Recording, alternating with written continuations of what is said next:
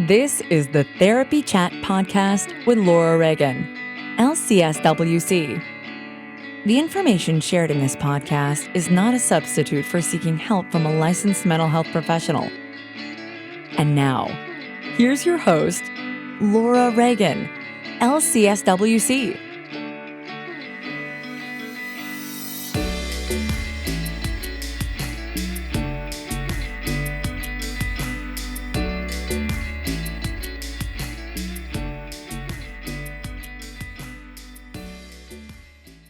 Hi, welcome back to Therapy Chat. I'm your host, Laura Reagan, and today I'm so honored to be speaking with Frances Weller, who is a recently retired MFT and author of beautiful books. Frances, thank you so much for being my guest on Therapy Chat today. It's really an honor to be here. I'm delighted to share what we're about to share together. So thank you, Laura. Thank you. I'm so delighted too. I told you this already, but your book, The Wild Edge of Sorrow, was a really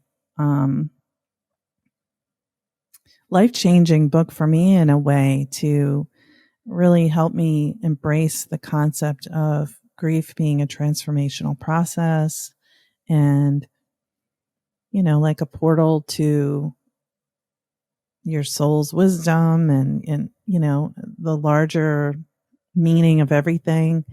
I just am looking at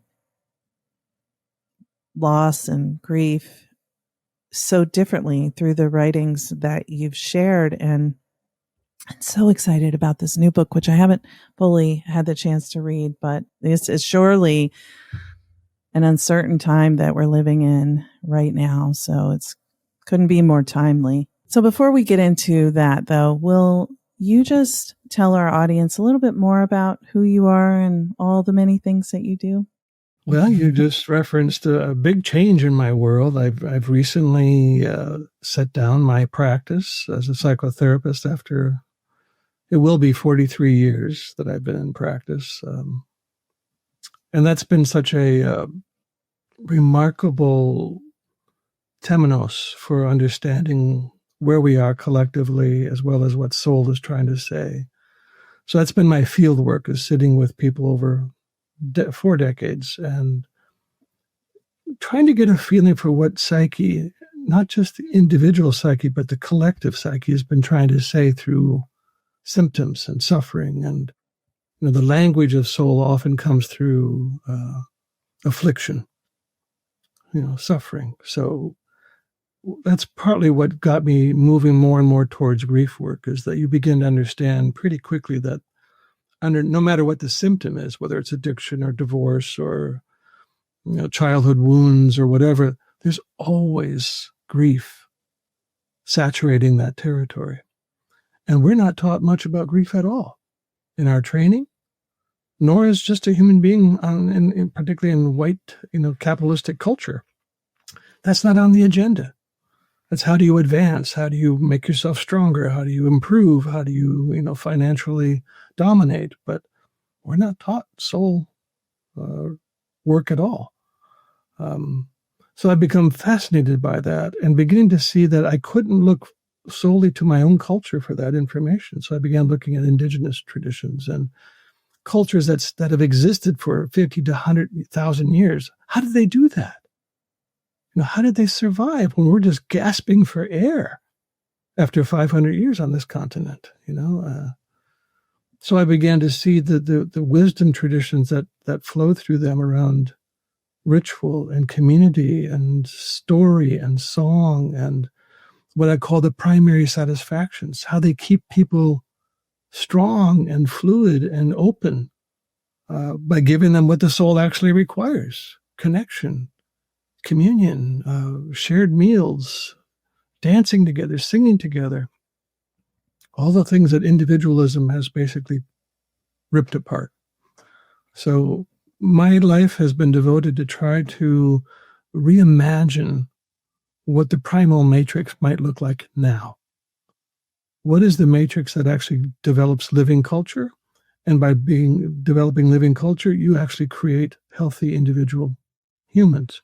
Because you can't have healthy culture without healthy individuals. You can't have healthy individuals without healthy culture.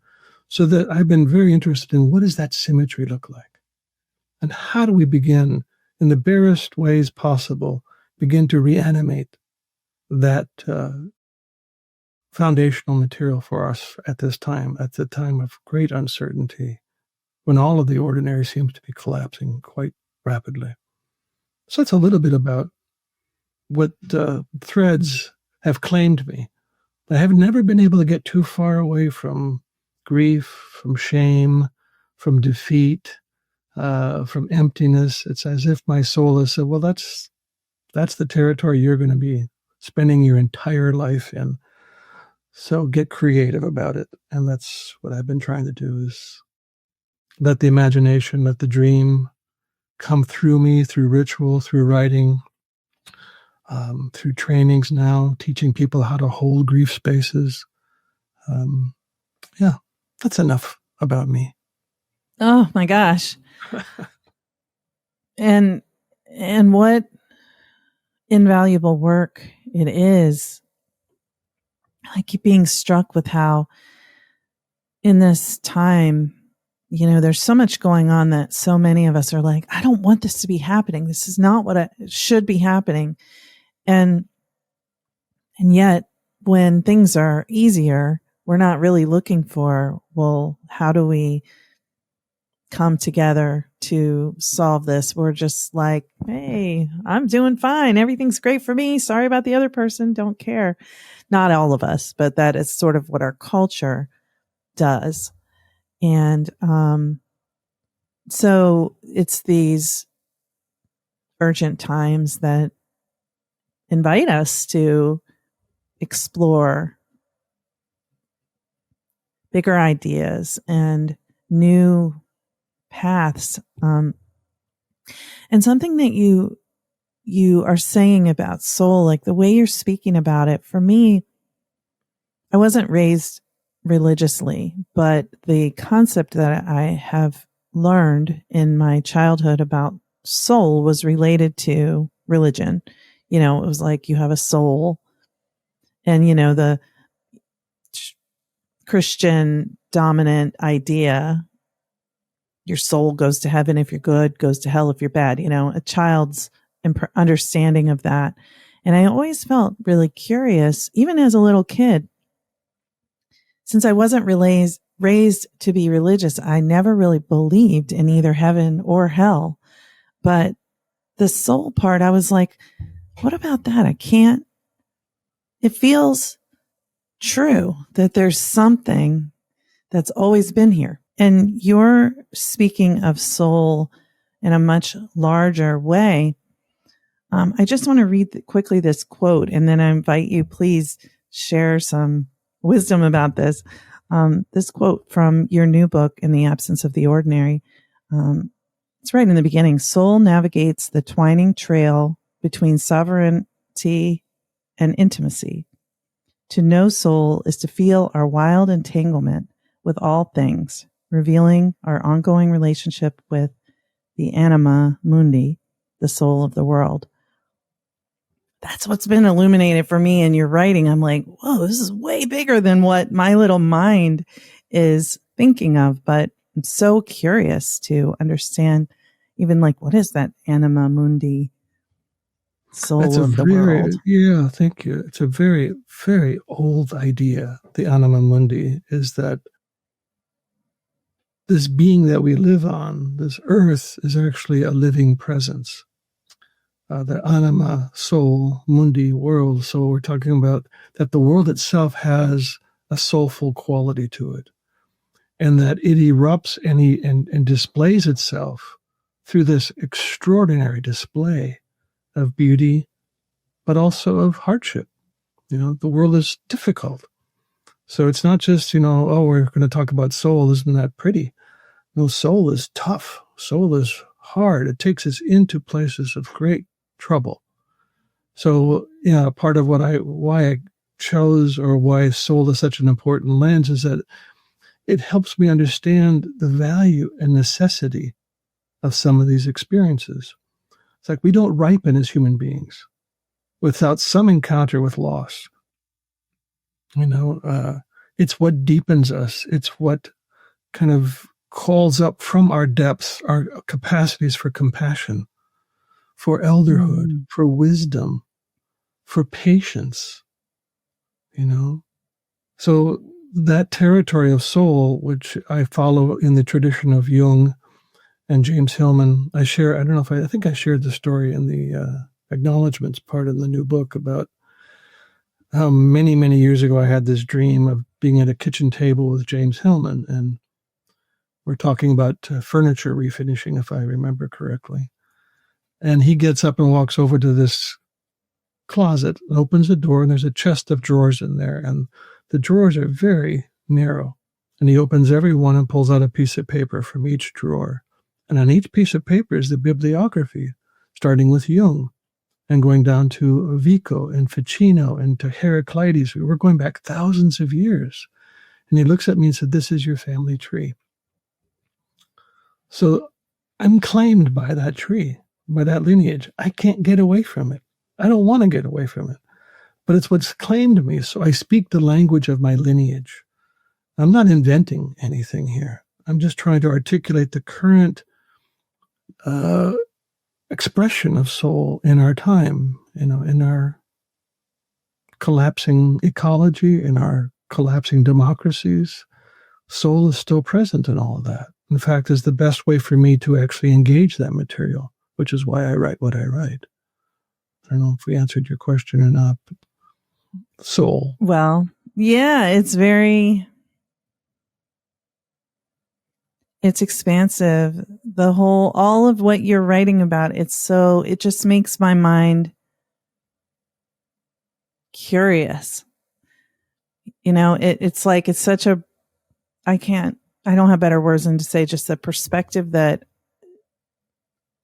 comes from reading what you share. It's just like, oh, this is all so much bigger. And so are we, right? I mean, our collective indoctrination, our conditioning fragments us into feeling so small and so disconnected from this wild entanglement with the world. We feel separated and severed in those connections. And that's part of the reasons why we don't know how to respond to grief or to outrage, to see what's happening in our streets.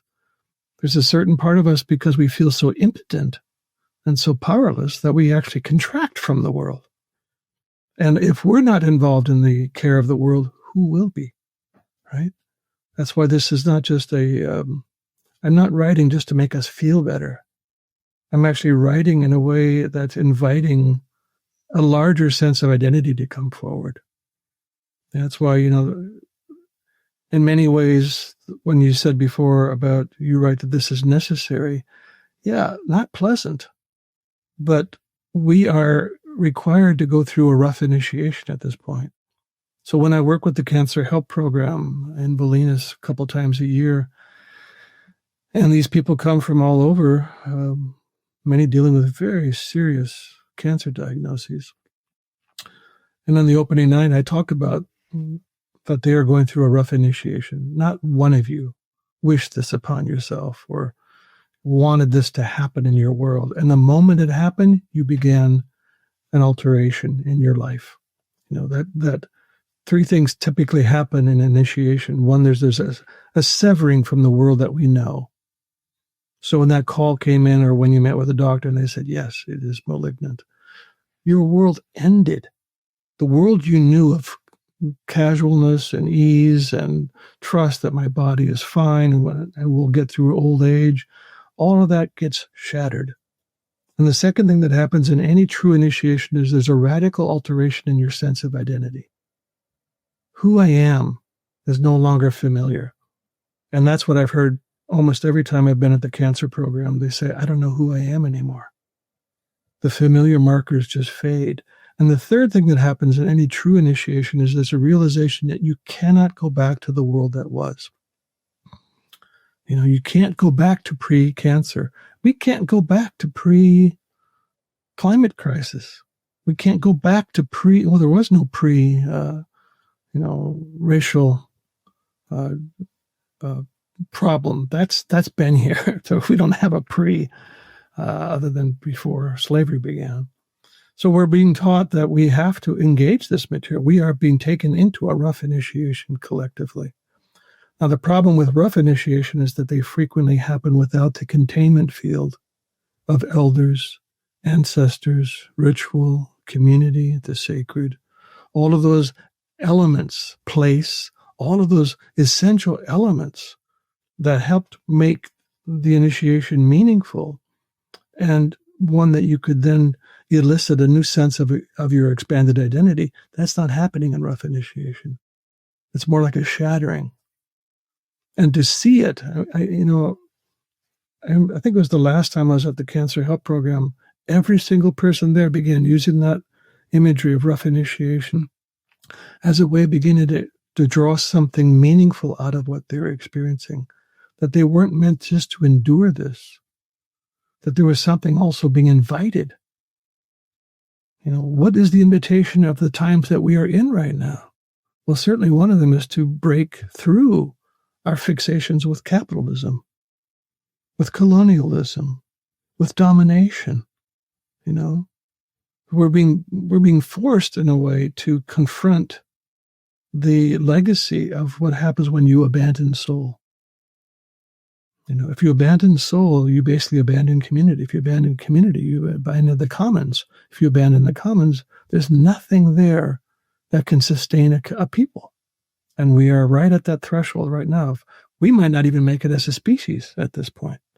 We've never had to really consider that before. We do now. This is where we are. And what is possibly big enough to hold the complexity of that type of reality? And to me, the only answer is soul.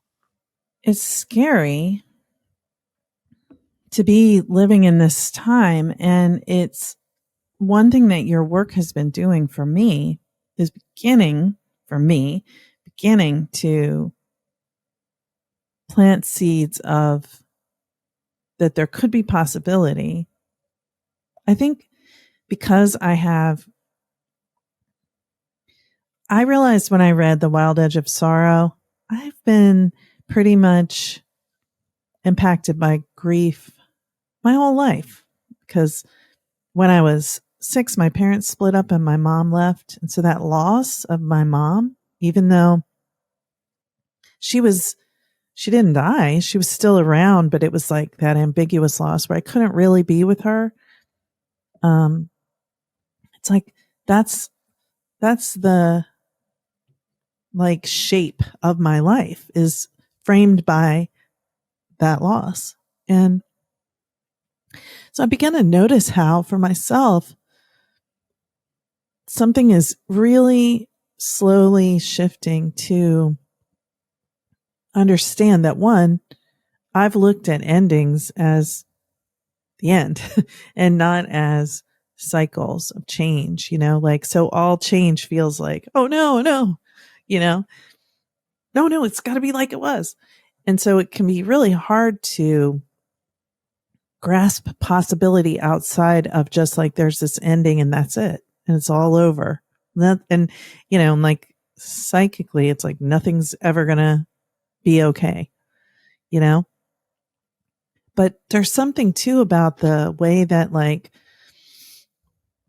what a child needs from their family growing up, that feeling of I can count on this to be here and hold me, is sort of what's been shattered culturally in the Western world. And as you write about in The Wild Edge of Sorrow, you speak about modernity, and I know it comes into this book as well, that has taken that sense of being held by something beyond the individual that is inherent to indigenous cultures and missing from Western culture. Mm-hmm. Yeah, the passage you read about sovereignty and intimacy, that's very much at the heart of what you're saying, is that the soul has this simultaneous capacity and necessity of honoring the uniqueness of this incarnation, There's no one like Laura anywhere. There's no one like Francis anywhere. That uniqueness is our job, to articulate that and express that. The other side of it is to recognize the soul has an ongoing longing to participate in intimacies with the world, whether it's the human world or the more than human world of animals and trees and sky and moon and cosmos. So simultaneously, the soul has this dance between those two realities. White Western culture in particular has focused almost 100% on the sovereignty piece of it. But not even sovereignty, because true sovereignty recognizes that it's embedded in community. We're much more self-centered, individualistically centered. Not sovereignty, but individualism. That, again, is that feeling of being cut off and separated. So one of the things you learn when you're working with grief a lot is that very few of us ever received the conditions under which our grief could stay fluid and keep moving. It's almost impossible to process your grief in isolation. So we learn to become holders of grief. We learn how to compact it. And, like I write about in The Wild Edge of Sorrow, people would come into my practice and say, I'm depressed. And I would listen to them and realize, that's not depression, that's oppression. That's the weight of untouched sorrows. And then when you sit longer with it, you realize these sorrows are generations old. So it's not like we're only carrying our own current grief. So I'm also carrying ancestral grief, and I'm also absorbing the grief around me on any given day of what's happening to our watersheds or what's happening to our sense of decency and democracy. How can we not be affected by that? And that's the rub, isn't it? Is that I'm affected by it, but I have no place to take it. And very few people who are really willing to even acknowledge it. So we end up finding elaborate ways to not just cope with it, but to avoid it. And that's what I write about anesthesia. How do we keep ourselves numb and detached from this overwhelming reality that we're facing? Yes. And in the way I have understood some of what you wrote about in that book is it's inherent in us that we are connected to nature and everything that is part of nature, and we're part of it. And I know it's like, we're not part of it, we are it. And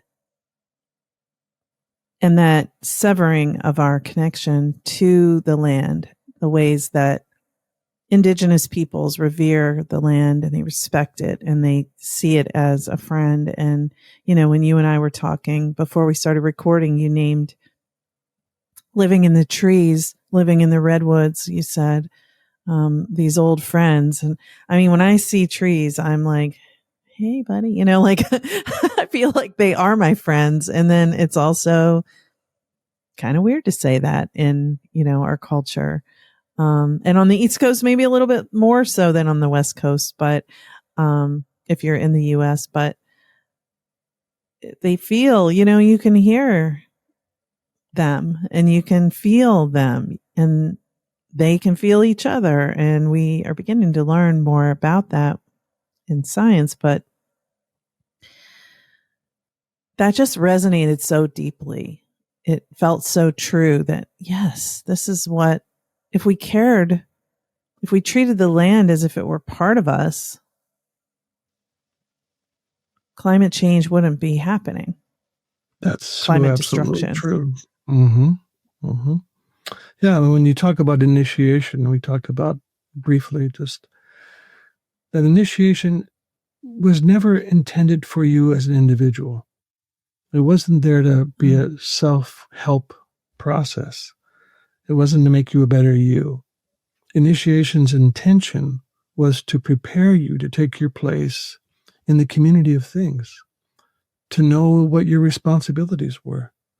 I once wrote that what initiation does is it helps us recognize our responsibilities more than rights and our entanglements more than entitlements. Right now, you hear a lot about entitlement and you hear a lot about rights, but we rarely talk about responsibilities or entanglements. So you were initiated not just to your own self, but you were initiated to place, to community, to ancestors. So when you hear about an indigenous people protecting their land, they're not doing it out of altruism. They're doing it out of identification. This is my body you're assaulting. I am that delta. I am that river. I am that hillside. There's no severance. There's no separation. And to us in the West, that is such an abstraction. It's hard for us to get our minds around that I am actually part of this watershed. That what happens to, and ultimately how could it not be, right? What happens to the watershed is going to affect me. If I can't drink the water, if the fish are toxic and poison, if the air becomes unbreathable, am I somehow, because I have a lot of money, stay in my bank, or I have a position of power, that's somehow going to immunize me against that? That's absurd. But we've convinced ourselves that that is true, that there's a way in which we can stay separate from all of what's happening and gear it much more towards economics rather than the sense that this is, these are our kin, and we have a soul responsibility. And I think that's part of what happens when a culture is able to have a sustaining relationship to sorrow, is that it keeps the heart soft.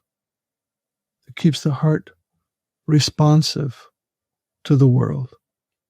And it's our spiritual obligation and responsibility to register what is happening to the body of this world. Again, if we don't, who will?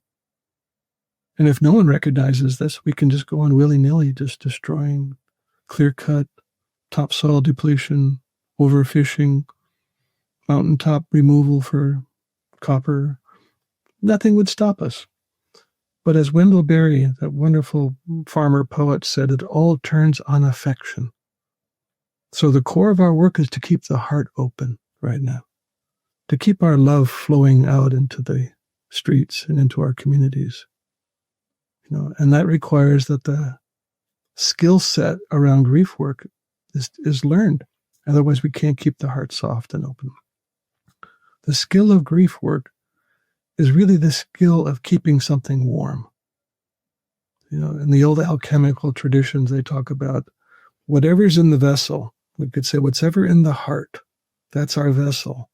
We have to keep it warm by our attention, by our efforts like writing or drawing or dancing or singing, by our communications with other friends, by ritual, by silence. Those are practices that help keep that material warm. And if we keep it warm, it will keep moving. Our grief was never meant to congeal and harden. We talk about the number one cause of death in this country, is congestive heart failure, right? Well, it's not just smoking. It's not just trans fats. It's all the undigested sorrows that compile and encrust themselves in our hearts, and we have to keep it moving. It's so poignant that you said that about congestive heart failure too, because it's, when one has congestive heart failure, for people who are listening and don't know, it's the lungs fill with fluid, and the lungs in Eastern medicine are representative of grief. So it's like love and grief, and something's backed up and it's not flowing the way it's supposed to, and that's a most common cause of death. And right. Not culture. A coincidence, is it? Again, if we track symptoms as a way of understanding soul, our hearts are congested, and we lack the collective means by which to address that. We don't have typically grief rituals in our communities. And again, if we were sane, when I spent some time in West Africa, there was a grief ritual almost every single day, someplace in the village. And they were the most joyful people I ever met. Well, there's a correspondence between those two things, our ability to keep grief moving and our capacity to know joy. There's one woman I walked up to in the village. I said, "You have so much joy." And she said, "That's because I cry a lot." Now, we would not make that association here. We would say, "Oh, that's because I shop a lot, or I stay busy, or I, whatever, whatever the distraction, but not because I cry a lot." Wow, that's staying current, isn't it? Again, that's part of what I love about grief work, is that it gives us the opportunity to get current. In all the sense of that word. Most of the time we spend our life facing our past. Rarely do we ever get to be present, much less look ahead to our own disappearance. And so we're always dragging behind us this long boat, this long canoe, this long trunk of undigested sorrows. Again, not just mine, but ancestral and so forth. So to do grief enough times actually gets you current, but also in the sense of that word of electricity, to feel alive. I remember coming home from a men's retreat once, many years ago, and my friend Richard said, "So, Francis, are you happy?"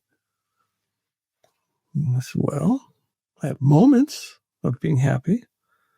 But I said, "I've stopped trying to be happy, because every time I wasn't, I thought I was failing, because this is a big happiness culture right now, even in our psychological systems, happiness. Yeah. Nothing wrong with happiness. It's lovely." So what I want is to be alive. And all of these other feelings, sadness, grief, anger, even loneliness, they all have vitality in them. And what I want to be is a good host of the vitality of what my soul is experiencing. So I've stopped trying to be happy, and I really try to be alive in that current, in that electricity. They're all vital. They're all alive. And that's our job. And the last sense of of the word current is to be in the current of life, to be in the flow of life.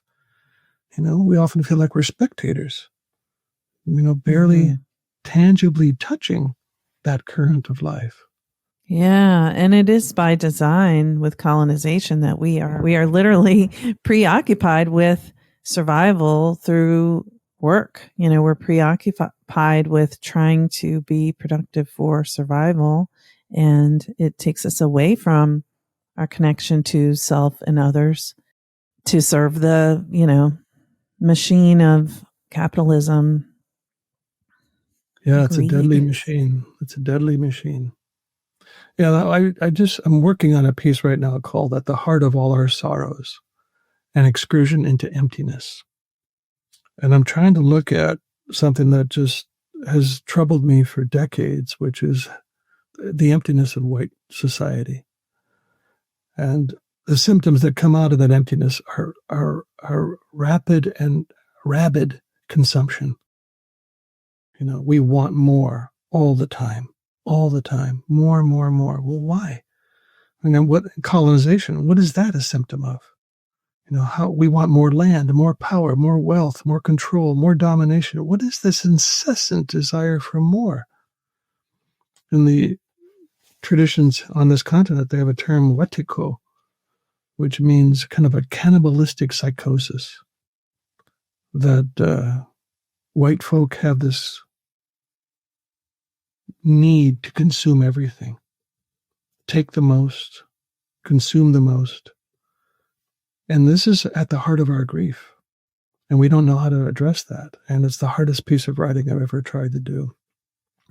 Because it's like exposing something that's so, entwined in our being that we don't even know it. It's like fish in water, How do you explain this? But if you walk through a mall or you go online, 99.9% of what's there we don't need. But it's there for a reason, to fill the hole, or at least temporarily assuage the feeling of being empty. All of again, going back to that idea of what were the traditional cultures, how did they do that? Well, I look at not so much the shapes of their rituals, but the values: restraint, reverence, gratitude, reciprocity, mutuality, patience. These values are transcultural. When you look at traditional cultures, those values are everywhere. Those are not the values of white culture. Achievement, progress, rank, privilege. These are the values. They're the man of the year. That's the person of the year, is the one who's made the most money or has had the most power. We don't look at humility as a value in this culture. We don't look at restraint. Are you crazy? In the have all you want 24/7 shopping, there's no restraint. So we don't even know how to practice that as a value. So I wrote a whole chapter in the new book about restraint, the necessity of restraint, the value of repetition, all of these things that are not the dominant values of white culture. And those are the things that I'm hoping that the rough initiation, the long dark, will necessitate that we become familiar with those values. Otherwise, we will not survive. And if you think about the people who have the most, we're talking about individual people, but when you look at the wealthiest people, like, do they seem satisfied? Like, did it, having billions, does it give when you have so much money that you could never, ever spend it all in your whole lifetime, nor could your children ever spend it, look at royal families around the world. Like, is that providing joy or even a sense of security? And it doesn't seem like it is. No. And it doesn't. I mean, I've worked with a lot of wealthy people, and there's never that sense of enoughness. There's always that anxiety of needing more. And part of what that's predicated on around this emptiness is that we've lost culture. So we don't have a living culture that teaches us how to feel welcomed here, how to feel like our belonging is unquestioned. Because as long as our belonging is questioned, our anxiety is chronic. And the chronic is, how do I shape a self that will be at least approvable? Well, when economics is your baseline, well, then I'll try to become an achieving economic person. Then I'll get respect. Then maybe I'll even get that, some facsimile of love. But it's all based on performance and achievement. And the moment you can't, you feel like a failure. And there's no safety net to catch you for failing, So we're anxious. We spend much of our lifetime anxious about whether I'm in or I'm out. I remember talking to a friend of mine who was from West Africa, and he said, yeah, in our culture, the whole premise is, how do we imprint onto every child that they are someone utterly welcomed and wanted and waited for, that they're needed, that they're loved, that they belong.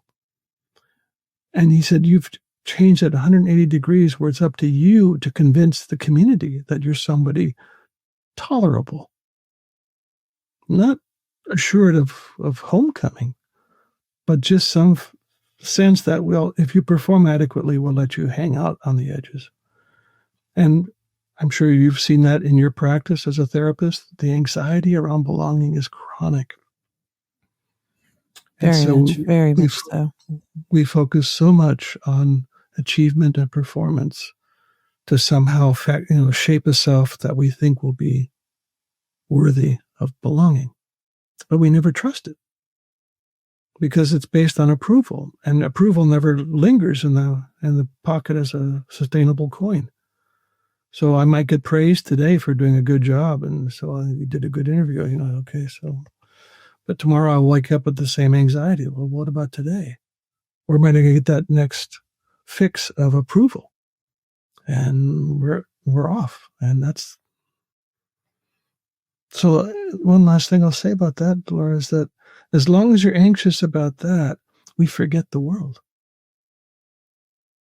So my attention is drawn chronically inwardly to self-survival, to self-soothing, to coping, to shaping myself adequately.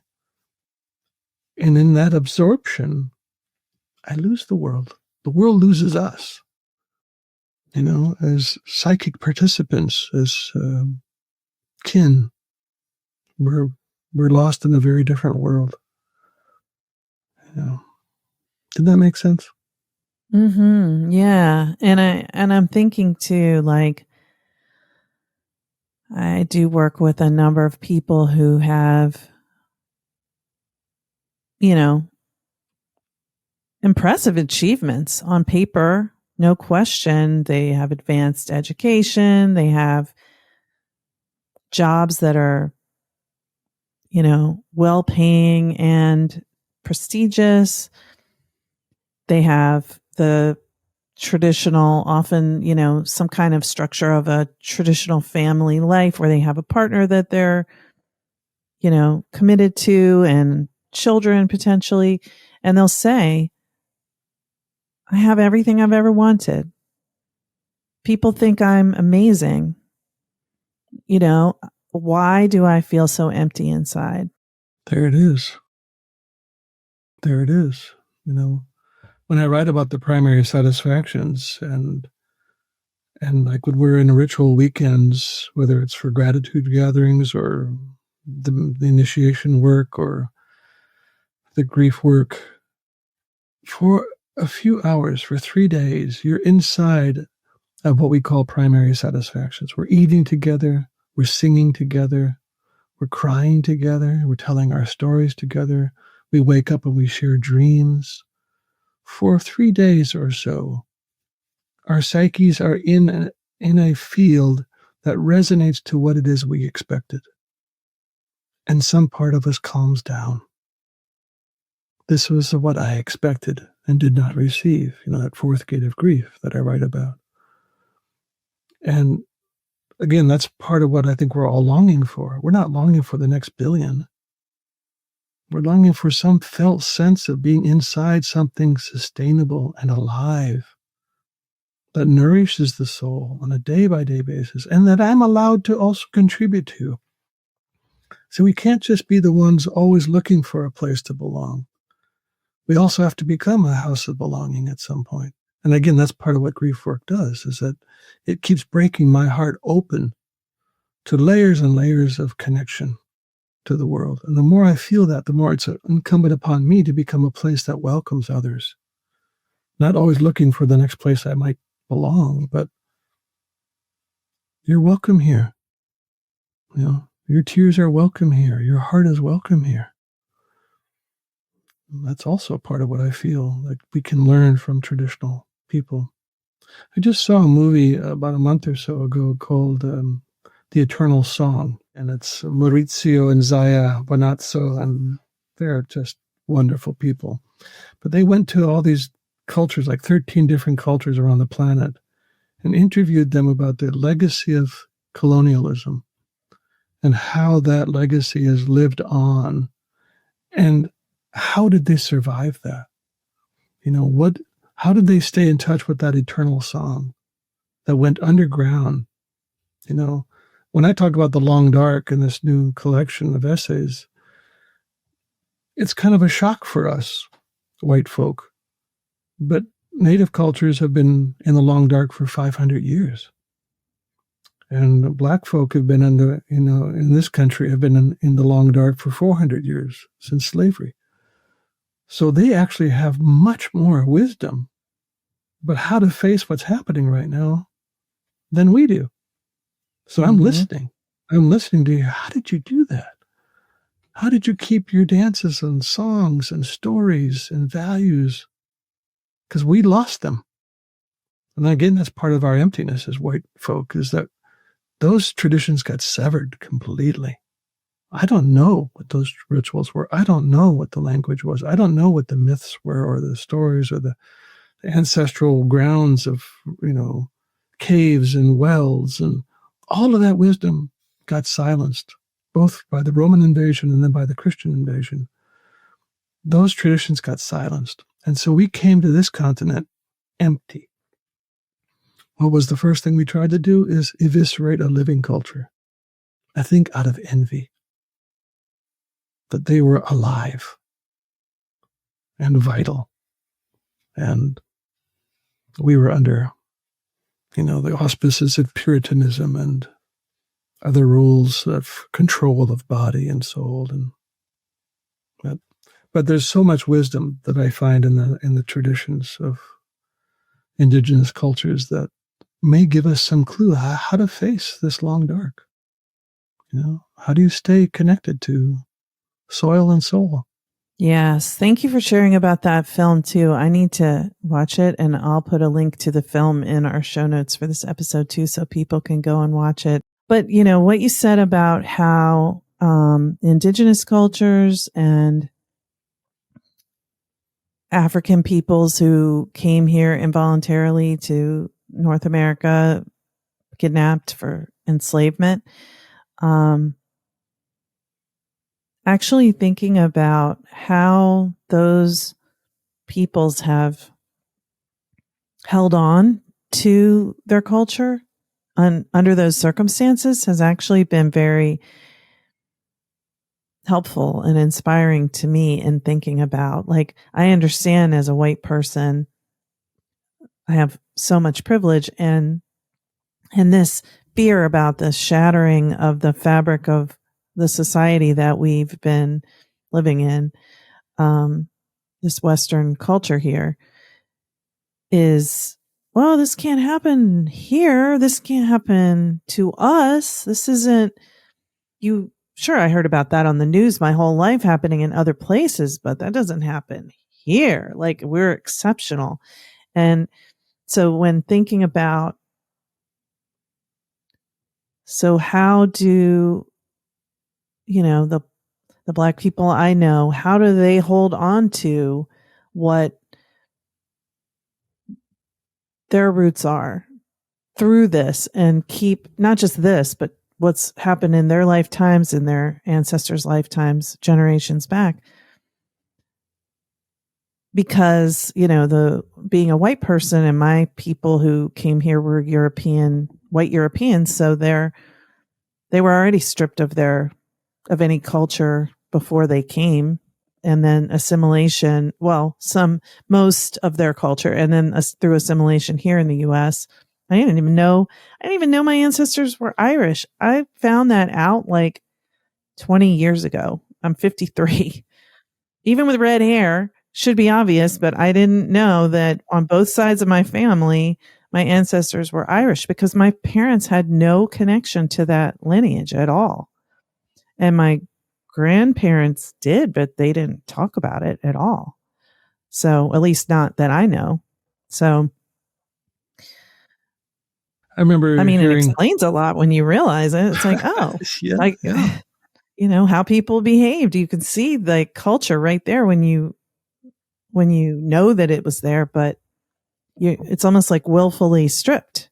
Not almost, it is willfully stripped through the process of assimilation for survival. Yeah. So. I don't blame anybody, but but there is this lingering consequence of this great forgetting. I was going to say, I remember hearing Cornel West, that brilliant thinker, writer, teacher of Black history, and he was speaking out here, and someone asked him the question, so how did you do that? How did your culture survive? And he said, well, we learned to sing the blues. So what he's saying in that simple statement is, through art, through ritual, through song, you can take imagination into places of great suffering. And in this essay I just wrote for this new collection called Medicine for the Long Dark, imagination is featured as one of the most important things that we can cultivate in our response to what is happening in our society and also for the planet.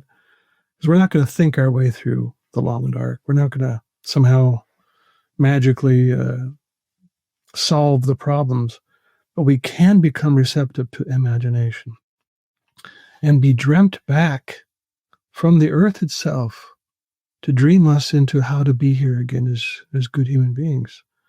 And I share this idea of kartsaluni, which is a Inuit word from north of the Arctic Circle. And kartsaluni translates quite literally as sitting quietly together in the darkness, waiting expectantly for something creative to burst forth. And what they're talking about is that these are the whalers. They can't go out hunting for the whales until a song has been given to them by one of the whale people. So they sit in the absolute darkness of the longhouse and wait until a song has come to them. So that's reverence, that's patience, that's restraint. They're not just saying, hey, we're hungry, let's go kill something. No, there's etiquettes, there's responsibilities, there's protocols, there's manners about how to best do this. So that's what that's part of what we're being asked to do right now is to slow down enough to actually become receptive to the song, to the dream, to the image, to the ritual. I've had quite a few rituals come through me in response to where we are collectively right now, because I've been trying to do that.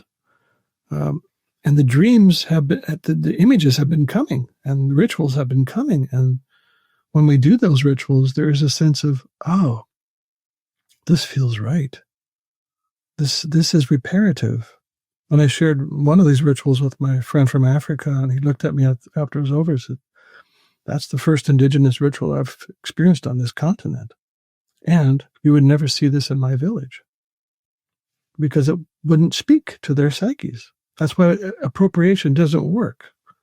We can't just take somebody else's rituals and applicate them on us because they look right. They have to speak to the shape of our psyches here and how we are in relationship to one another and how we are in relationship to the land. Those rituals have to become, reparative for now, for us, so that we can remember. Remember, Jeanette Armstrong, an Okanagan elder from British Columbia, was once asked, what do white folk need to do? She said, become indigenous. You have to find your way into becoming part of this land. And you can't keep just, impersonating native folk here or African or... That is not going to work. You have to return to your own connection to place. And I don't know how long that takes. But that's certainly been what I've been trying to dream into. And we have this 200-year vision that we began in 1997. That in 200 years, the young people standing here will know from the beginning that they belong to this place. They won't have to scrape and crawl and scratch and try to convince other people to let them in. They will know it from birth that I am part of this creek, part of this watershed, part of this land. And consequently, I have obligations and responsibilities to sustain it. Now, that's a whole different premise than getting an education to see how much money I can make.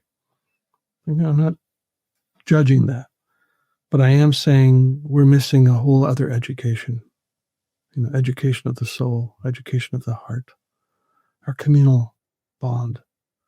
Jung once said that if you go down deep enough into psyche, at root, at bottom, what you touch is carbon. He said, in other words, psyche is world. So if we really live that, I'm as much world as I am self. I'm as much communal as I am private. That's a truth. But we don't go that deep into our psychic field that often, unless we're forced to by trial, by trouble. And that's where we are. Oh, yeah, that is where we are. And so as we come to a close, reluctantly on my part, will you share, you've sort of woven it in, but will you share a little bit about some of the ways that you are helping people experience ritual and, ways that what you do to present those spaces where people can feel that belonging so that people can, in addition to reading your books, they can get into these spaces? Well, of late, I've spent most of my energy on trying to train people to do that, to lead grief rituals. So we've trained over 1,000 people now around the world to hold grief ritual spaces for their families, for their friends, for their communities. And that's been like one of the most important things of my adult life is passing on what I've gathered. But I often just feel like we have to begin to experiment with ritual. It's like, I remember my friend Malidoma Some was speaking out here in California once, and someone asked them the question like, well, I've got this situation and what ritual should I do? And he looked at them and said, do you think I have a manual that tells you on, like on page 272? He said, you have What's to remember the protocol for? He said, you have to remember you are page 272. So we are all wired. Our deep time ancestry, no matter where we came from, had ritual as its primary language. So when we're in ritual spaces, some part of our psyche lines up and goes, oh yes, I know this space. Even if I've never done it before, some part of the archaic psyche recognizes this rhythm, this cadence, these movements, these gestures, these sounds. It is familiar. So I just encourage people, and I put a few rituals in the back of the book, is just experiment. Start simple. Get together with 3 or 4 people. Gather in your home, light a candle. Go silent for a minute, or share a poem. Or if you're bold enough, say a prayer. And this let what we share tonight be held in the atmosphere of no advice, no fixing, no problem solving, but learning to witness what's present in the soul. My grief, my sadness, my outrage, my heartbreak, my fear, my anxiety, my feeling lost. Those things just need to be heard and witnessed and held. And to know that we're not holding it alone is remarkably helpful. Remarkably helpful. So as far as ritual goes, start very simple. You can get up in the morning, walk outside, and say thank you.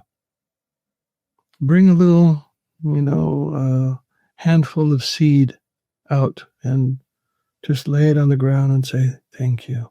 I didn't have to have this day, but it's been gifted to me. And I want to use it well. I want to be in this day, and I want to begin with gratitude. And maybe end your day with gratitude. There's ways in which we can simply bring ritual in without a lot of complication. You don't have to go to a 3-day grief ritual. It's wonderful if you can find one. And we've listed. I'm not leading any directly myself at this point. Like I said, I've been focusing on training, but on my website, there's a listing of many rituals being offered by people who've studied with me. And I'm very, very grateful that they're offering these rituals and passing on the good work. Beautiful. That is so valuable, because I think for those who are kind of awake to the idea that they need more of this in their lives, finding how to do it, especially through all the noise, when you search on the internet, there's it's like all these things, and you're like, wait, where's something that's going to really resonate? And it can feel, confusing to find that. Oh, absolutely. The good news is, I also think, Laura, is like when I first started doing this grief work around ritual work back in the late 90s, early 2000s, there are very few people turning up, showing up for these rituals. I had to convince people to come. But now you can't go on any social media without seeing a reference to somebody offering a grief ritual somewhere. And I'm very grateful, because that's as I say in this, I wrote an essay for Dwayne Elgin's book called Choosing Earth. It was the foreword for his book. And it was one of the hardest pieces to write, because I had to read his book, which was very difficult. He's looking at the next 5 decades. And he's been a social forecaster, and he's looking at all of the data and all of the information and what could possibly most likely happen over these next 5 decades is pretty scary. So I had to write a foreword for that. What do you say? So I talk about rough initiations and long dark and the apprenticeship with sorrow. But one thing I say in there is that sorrow, grief, will be the keynote for the next 2 generations. So we need to become skillful in this territory just to stay present enough, and to be cooked and worked enough so that when we turn and see the young ones on the street, we don't turn away because we don't know what to say, or we turn away because we don't know how to hold the enormity of sorrow that they're carrying around their futures. So this work is what I call soul activism. We're doing this again, not just so I feel less heavy.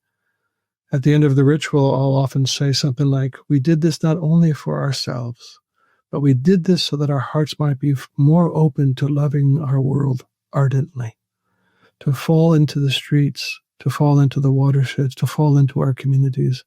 So our affection is being tangibly present to what is happening around us. That's really the work of our time, And then thank you for doing all that you're doing to keep that current moving in the collective field. Oh, thank you. Thank you. I appreciate what you're doing and how, teaching 1,000 people, more than 1,000 people, how to lead grief rituals. The impact is so meaningful, and I hope that this conversation will be impactful too to so many people who listen. And it's not like a hopeless story. It's important to realize that we do have agency. Just have to realize how things really are and what are we going to do about it? How do we come together? Yeah, that's why that second to last essay in that new collection of Medicine for the Long Dark, I wrote that particularly to remind us that we're not without agency, that we have resource, that we can call upon these aspects of our own being to respond to these times. We are not helpless, powerless, empty creatures. We are soul fortified. We're communally fortified. We're ancestrally fortified. We have imagination. We have beauty. There are so many things that we have that will help us respond to these times. So hopeless, no. Challenging, yes. But hard times help at times to generate response. Well, Francis, I have loved being with you. And can you tell us your website where people can find this list of grief rituals that are being offered? Sure. It's Francis Weller with an I, francisweller.net. That's it. Great. I'll be sure to put that in the show notes so people can find it. And just thank you again so much for spending your time with me and our listeners today. This has been a really beautiful conversation and such an honor for me. And for me, thank you, Laura. Glad to be here. Thank you. Thank you for listening to Therapy Chat with your host, Laura Reagan, lcsw-c. For more information, please visit therapychatpodcast.com.